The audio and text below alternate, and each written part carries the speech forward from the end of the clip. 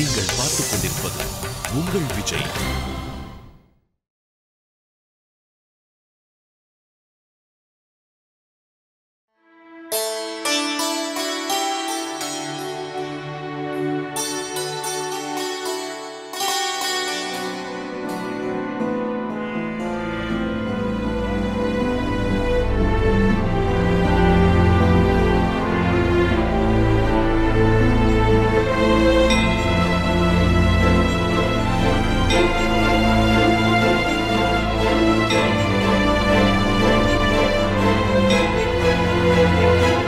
பிரீத்தி,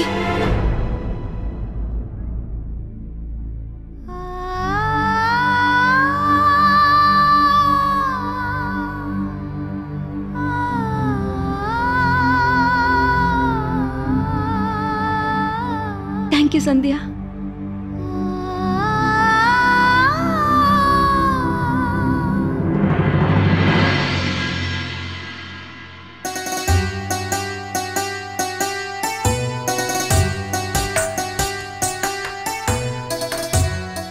உங்களுக்கு தெரியுமா, நான் 2வது முறை கர்ப்பமா இருக்கும்போது ஒரு நாளைக்கு 5-6 தடவை சாப்பிட்டதுக்கு அப்புறம் கூட நைட்ல பசிக்கும். அதனால ரூம்ல பழத்தை வெட்டி சாப்பிடுவேன். பசிக்கும் போதெல்லாம் எடுத்து சாப்பிடுவேன். ஆனா பாவம் என் தங்கச்சி பசிக்கும் போதெல்லாம் சாப்பிடவே மாட்டா. 2-3 வாட்டி கூட சாப்பிட மாட்டா. சுத்தமாவே சாப்பிட மாட்டா. உடனே வாந்தி எடுத்துருவா. எங்க 2 பேரையும் பார்த்ததுக்கு அப்புறமா எங்க மாமியாரு எனக்கு ஒரு விஷயம் சொல்லுவாங்க தெரியுமா? எனக்கு ஆண் குழந்தை பிறக்கும், அவளுக்கு பெண் குழந்தை பிறக்கும்னு சொல்லுவாங்க. அப்புறம் அவங்க சொன்னபடியே ஆச்சு. இந்த மாதிரி எல்லாம் நடக்க எப்படி வாய்ப்பு இருக்கு? நம்ம சாப்பிட்றதுக்கும் ஆண் குழந்தைக்கும் பெண் குழந்தைக்கும் என்ன சம்பந்தம்? என்னோட தங்கச்சிக்கு இப்பதான் ஆண் குழந்தை பிறந்திருக்கு.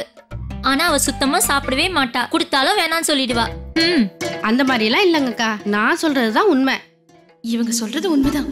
நடந்துக்கிற விதத்தை வச்சு தெரிஞ்சிடும். எனக்கு ராத்திரி முழுக்க நல்லா பசிக்கும். சொல்ல போனா எனக்கு பகல்ல கூட நல்லா பசிக்கும். அப்படின்னா எனக்கு ஆம்பளை பிள்ளைதான் பிறக்க போறான். நிச்சயமா எனக்கு ஆம்பளை பிள்ளைதான் பிறக்க போறான். எனக்கு அது நல்லா தெரிஞ்சிருச்சு. சரி சரி, எல்லாரும் நான் சொல்றது கொஞ்சம் கவனமா கேளுங்க. எல்லாரையும் விட எந்த ஜோடி அதிக நேரம் கையை பிடிச்சு சுத்துறாங்களோ அந்த ஜோடி தான் ஜெயிப்பாங்க. சரி சரி, போட்டி ஆரம்பிக்கலாம்.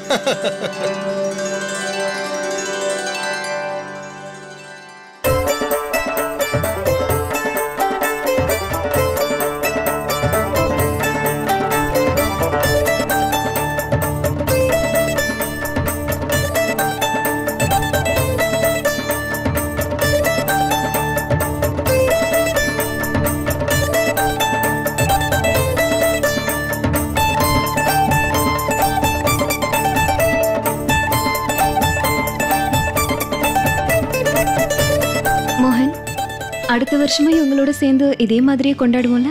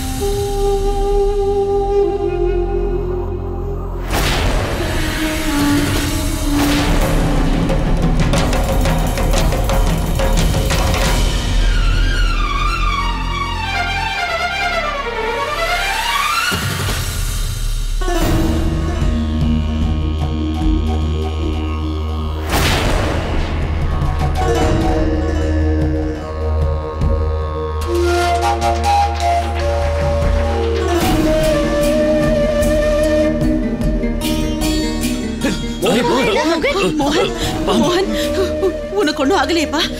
உன்னை அது எதுவும் செய்யல? இல்லம்மா. கடவுளே. பொண்ணே, உனக்கு எதுவும் பைத்தியம் முடிச்சிருக்கா?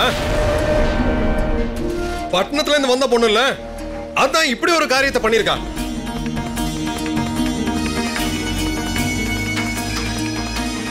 இந்த பாம்பு இருக்கே, இது சிவனோட கழுத்துல இருக்கிற ஹாரம் மாதிரி. எல்லாரும் சிவனுக்கு பூஜை செய்யும் போது பாம்பு வந்திருக்குன்னா அது ஒரு ஆசீர்வாதம் மாதிரி. அந்த சிவனே இங்க வந்ததாதான் அர்த்தம். அத போய் நீ இங்க கெடுத்து விட்டியே. அந்த பாம்புக்கு பால் கொடுக்கறதுக்கு பதிலா இந்த பொண்ணு அதை கல்லால அடிச்சு விரட்டி விட்டுருக்கா. ஒருவேளை அந்த பாம்புக்கு அடிபட்டு இருந்ததுன்னா அது எவ்வளவு பெரிய அபசகுனம் தெரியுமா?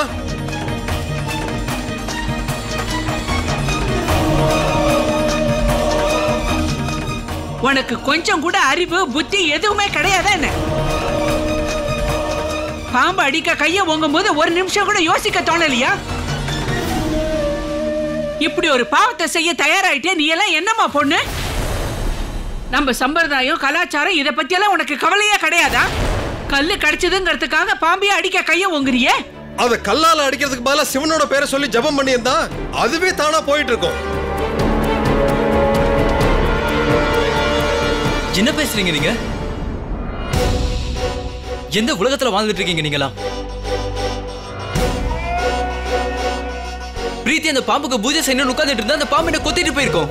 மோகன், நான் செத்து போயிருப்பேன்.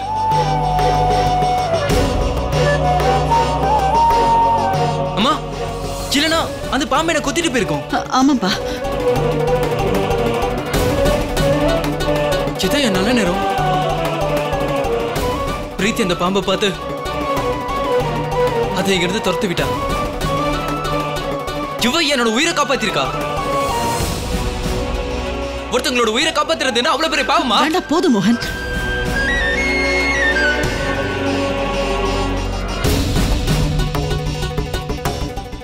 ஐயோ, ஏன் அந்த மாதிரில பேசுறேன்? பெரியத்த, மோகன் சொல்றது சரிதானே? பிரீத்தி இந்த மாதிரி பண்ணது எல்லாமே மோகனோட உயிரை காப்பாத்தணுங்கிறதுக்காக தான். சரி எது தப்பு எதுன்னு முடிவெடுக்கிற அளவுக்கு நீங்க எல்லாம் இன்னும் வளரலன்னு தெரிஞ்சுக்கங்க.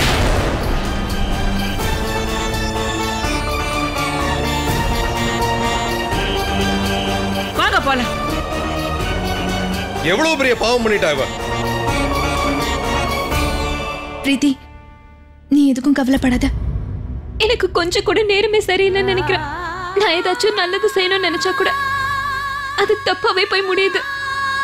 இன்னைக்கு மறுபடியும் பெரியத்தைக்கு கோவம் வர மாதிரி நடந்துக்கிட்டேன். எனக்கு புரியல, இப்ப நான் என்னதான் செய்யறது? எனக்கு ஒண்ணுமே புரிய மாட்டேது சந்தியா. முதல்ல நீ வா, நீ வந்து கொஞ்சம் தண்ணி குடி வா.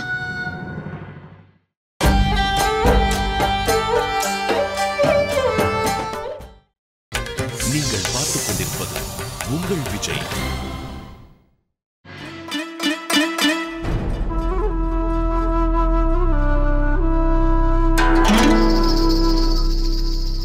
பெரியத்தியோட மருமகளும் நல்லா சாப்பிடுறா, அதுவும் டக்கு டக்குன்னு சாப்பிடுறா. அப்படின்னா இவளோட வயிற்றுக்குள்ள இருக்கிறது ஆம்பளை பிள்ளையா? இல்ல இல்ல, எனக்கு பெண் குழந்தை வேண்டாம், எனக்கு ஆண் குழந்தை தான் பிறக்கணும். 2 பூரி குடுமா. நல்லா சாப்பிடு. சுதா, எனக்கு இன்னும் 4 பூரி கொடு. இன்னும் 4? வயிறா இல்ல பானையானே தெரியல. எவ்வளவு சாப்பிடுறா இவ?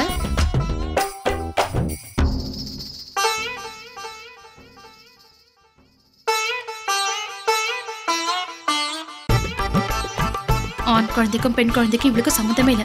சாப்பிடுறதுக்குன்னே பிறந்திருப்பா போல இருக்கு. விட்டாலத்தையும் சாப்பிடுவா போல. அத்தை, சாப்பாடு ரொம்ப நல்லா இருக்கு. நானும் சொல்லட்டுமா? நீயும் அதுக்கும் தயங்கல. அப்படியே உன் மாமியார் மாதிரி இருக்க. உன் வீட்டுல சாப்பிடுற மாதிரியே சாப்பிடுற.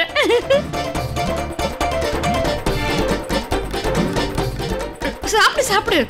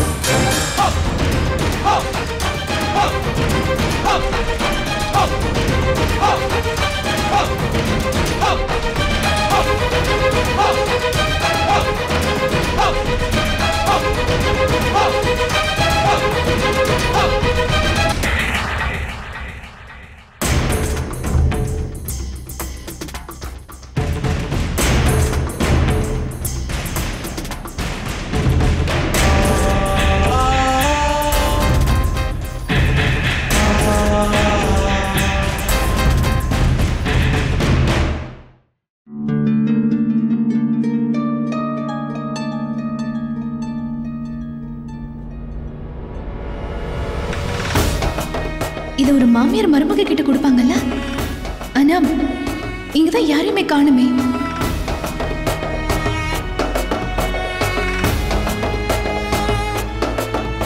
அம்மா சந்தியா, வா வீட்டுக்கு போலாம். அது இல்லத்த, இங்க இருக்கிறவங்க யாரு? இவங்க இவங்க ஏன் இந்த மாதிரி? என்னோட 60ஆம் கல்யாணத்துல கலந்துக்க வந்திருக்கியா இல்ல இப்படி கேள்வி கேட்க வந்திருக்கியா? முதல்ல நீ வா. சாயந்தரம் சங்கீத் ஃபங்க்ஷனுக்கும் மருதாணி ஃபங்க்ஷனுக்கும் ஏற்பாடு பண்ணணும். வா. இதுக்கு மேல என்ன நடக்க போகுதுன்னு நீயும் பார்க்க தானே போற.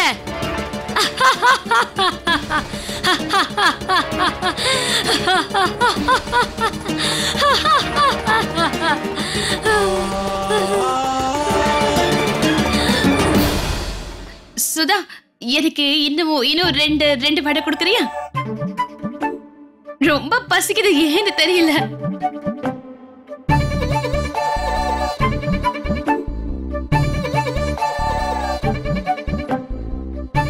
இன்னும் கொஞ்சம் போடு. கஸ்தூரி, நான் என்ன சொல்ல வரேன்னா, எனக்கு திரும்ப திரும்ப பரிமாறினா உனக்கு களைப்பா இருக்கும்ல. அதனால நீ ஒண்ணு பண்ணு. நீ என்ன பண்ணு, இந்த பாத்திரத்தை என்கிட்ட கொடுத்துட்டு போ, நானே போட்டுக்கிறேன். ஸ்வீட் சாப்பிடணும்னு எனக்கு ரொம்ப ஆசையா இருக்கு. அது மட்டும் இல்லாம என் அம்மா வேற பண்ணிருக்காங்க. மீனாட்சி அண்ணி,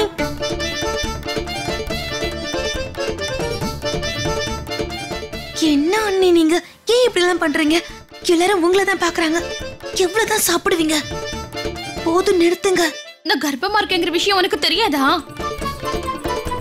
ஐயோ, இந்த மாதிரி இருக்கும்போது 4 மடங்கு பசிக்கும்ல.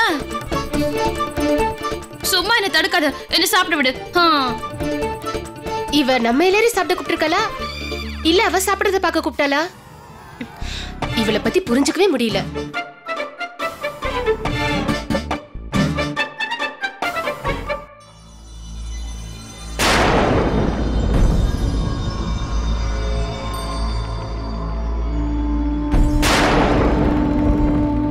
அத்தை எதுக்காக நம்ம எல்லாரும் இப்படி ரூம்க்கு வர சொல்லி கூப்பிட்டாங்க?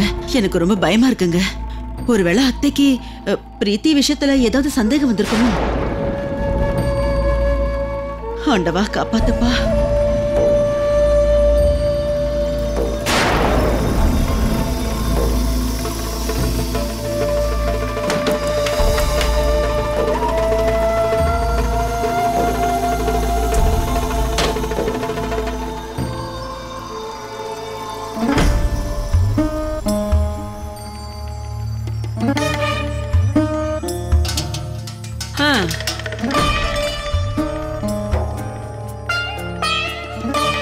இன்னைக்கு நான் உங்க எல்லாரையுமே ஒரு முக்கியமான விஷயத்தை பத்தி பேசுறதுக்காக தான் கூப்பிட்டிருக்கேன்.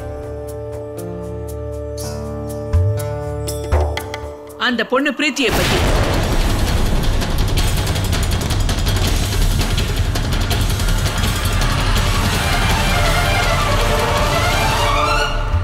நீ ரொம்ப புத்திசாலிங்கிற விஷயம் எனக்கு நல்லா தெரியும். எல்லா வேலையும் புத்திசாலித்தனமா செய்வ. அத என்ன சொல்லுவாங்க? சரியான நேரத்துக்கு ஞாபகம் வரலையே. ஏன் ஒருத்திக்கு மட்டும்தான் பொறுமை, அப்படித்தானே சொல்லுவ? அத சொல்லு. இல்லங்க அத்தை, இல்ல. சொல்லு சொல்லு. இந்த வீட்ல ஒருத்தரும் சரியில்லை. எல்லாரையும் நானே சமாளிக்க வேண்டியிருக்கு. இத பாருங்க அத்தை. நீ ரொம்ப பொறுமைசாலி பொண்ணு, ரொம்ப புத்திசாலி. உனக்கு தெரியாதது எதுவும் இல்ல. முதல்ல எனக்கு ஒரு விஷயம் சொல்லு. அந்த பிரீத்தியை பத்தின உண்மை என்ன? அவளை பத்தி உனக்கு என்ன தெரியும் சரோஜா? அவ சந்தியா மருமகளோட தோழி. அவ அடிக்கடி உங்க வீட்டுக்கு வந்து போவான்னு நினைக்கிறேன். அவளுக்கு உங்களுக்கு ஏதோ ஒரு உறவு இருந்திருக்கணும். இல்லைன்னா அவ குடும்பத்தை விட்டு இத்தனை நாள் இங்க வந்து நம்ம கூட தங்கி இருக்கா அந்த பொண்ணு. இப்போ எனக்கு அவளை பத்தின முழு உண்மைகளையும் சொல்லு. ஒழுங்கா பதில் சொல்லு. அது வந்து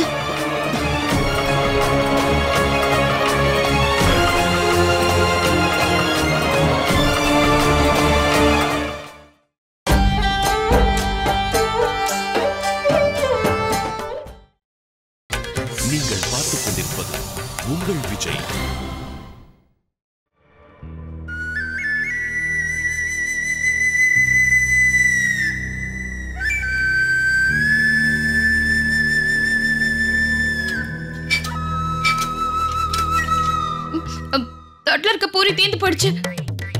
அம்மா எனக்கு இன்னும் 2 பூரி மட்டும் கொடுங்களேன். எனக்கு ரொம்ப பசியா இருக்குப்பா. என்ன மீனாட்சி, ஏன் இன்னைக்கு இவ்வளவு சாப்பிடுற? இதுக்கு மேல சாப்பிடுறதுக்கு வீட்டுல எதுவும் மிச்சம் இல்ல. இனிமே நாங்க சாப்பிடுறதுக்கு திரும்பவும் சமைக்கணும்னு நினைக்கிறேன். எனக்கு ஒரு விஷயம் மட்டும் புரியல. திடீர்னு இன்னைக்கு உன் வயித்துக்கு என்ன ஆச்சு? நான் என்னமா செய்யறது? நான் இப்ப கர்ப்பமா இருக்கேன்ல, வயிற்றுல உள்ள இருக்கும்போது நல்லா 4 மடங்கு பசிக்க தானே செய்யும். அதுவும் இல்லாம எனக்கு ஆண் குழந்தை தான் பிறக்க போகுது. எனக்கு நல்லா தெரியும், எனக்கு ஆண் குழந்தை தான் பிறக்க போகுது. சொல்லு சரோஜா, பதில் சொல்லு. ஏன் மௌனமா நிக்கிற? சொல்லு. அது வந்து அத்தை, அது என்னன்னா,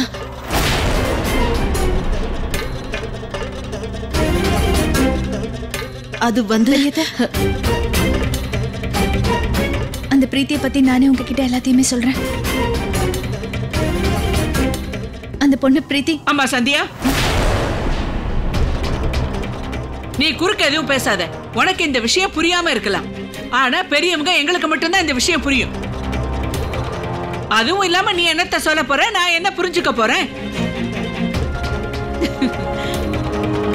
இத பார், உன் மாமியாரோட புத்திசாலித்தனத்தை நினைக்கும் போது ஆச்சரியமா இருக்கு. 4 பிள்ளைங்களை பெத்தெடுத்திருக்கா, 2 மருமக வந்தாச்சு. ஆனா இந்த மாதிரி சின்ன சின்ன விஷயங்களை கூட இவ புரிஞ்சுக்கிறது இல்ல. எப்படி இவளால புரிஞ்சுக்க முடியும்? எப்போ அலங்காரம் செஞ்சுக்கிறதுக்கு நேரம் சரியா இருக்கு, அதனால்தான் இப்படி வீட்டுல நடக்கிறது கூட இவளுக்கு தெரியல. ஆனா நான் உயிரோட இருக்கிற வரைக்கும் என்னோட குடும்பத்துக்கு எது சரி எது தப்பு நான் தான் முடிவெடுப்பேன், வேற யாரும் எடுக்க கூடாது. ஒரு குடும்பத்துல இருக்கிற பொண்ணு எப்படி இருக்கணும் தெரியுமா? 4 பக்கமும் தான் குடும்பத்து சம்பந்தப்பட்ட விஷயம் ஏதாவது நடக்குதான்னு கவனிச்சுக்கிட்டே இருக்கணும். என் வீட்டுல ஒவ்வொரு மூலையிலையும் என்ன நடக்குதுன்னு நான் கவனிச்சுக்கிட்டே இருப்பேன். அந்த பொண்ணு பிரீத்தி இங்க வந்து இன்னும் 2 நாள் கூட முழுசா ஆகல. அவ பேசுறதையும் நடக்கிறதையும் வச்சு நான் புரிஞ்சுக்கிட்டேன் அந்த பொண்ணு ஏன் இங்க வந்திருக்கான்னு. நான் ஒன்னும் பைத்தியக்காரி இல்ல. நீங்க இத்தனை பேரும் அவ கூட சேர்ந்து இருந்து உங்களால அவளை தெரிஞ்சுக்க முடியல. ஆனா ஒரு நாள் நான் அந்த விஷயத்தை தெரிஞ்சுக்கிட்டேன்.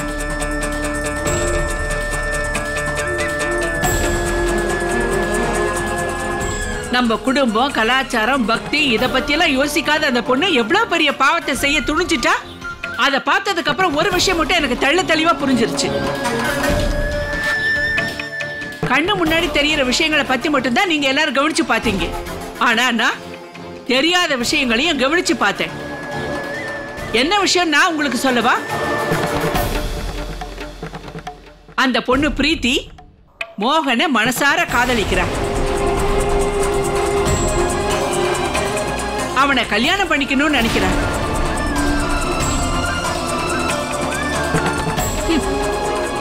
இன்னைக்கு நடந்த விஷயங்களை பார்த்ததுக்கு அப்புறம் எனக்கு 100% தெரிஞ்சு போச்சு. அந்த பொண்ணு சம்பிரதாயம், கலாச்சாரம் எதை பத்தியுமே யோசிக்கலன்னா அந்த பொண்ணு நம்ம மோகன் மேல உயிரே வச்சிருக்கா.